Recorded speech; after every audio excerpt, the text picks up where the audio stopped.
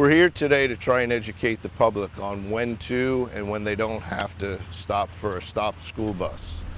As you can see out here this morning, probably the biggest thing is just confusion.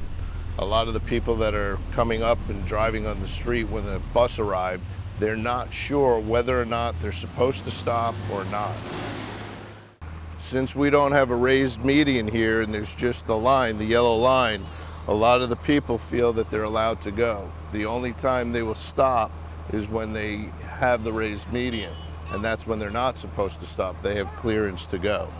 But in this case, when we have a yellow line marker just like this, every direction has to come to a complete stop. And as you saw, we had 6 violations. Once that bus left, this bus is still stopped with the red flashers on. These cars went in the opposite direction and committed the same violation. A car has to stop when a bus stops and the car is traveling in the same direction.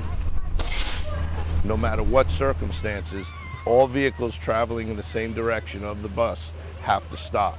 The only time a car does not have to stop is when there is a raised median separating the roadway. This road out here, every vehicle has to stop when that bus comes to a stop and has its 4-way flashers on for the stop sign. The first bus we had here, you can see 3 cars came by and they were actually doing the speed limit. They were going very fast and we had to run out and stop them.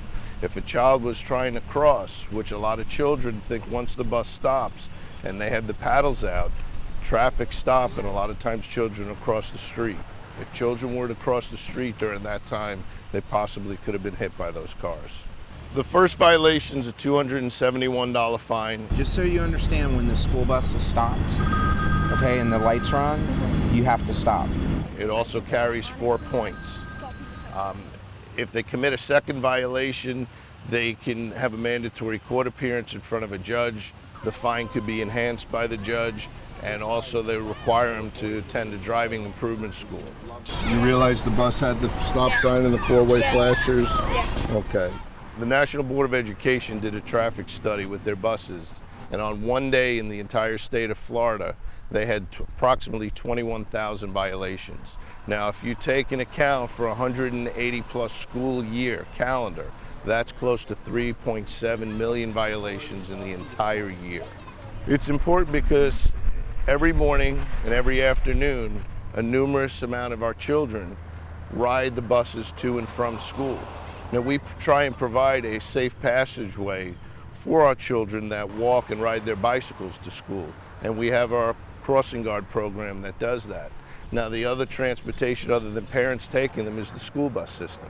So we also have to provide a safe way for these children to get to and from school. And a lot of that is on their way to their bus stops and while they're waiting to get on the bus.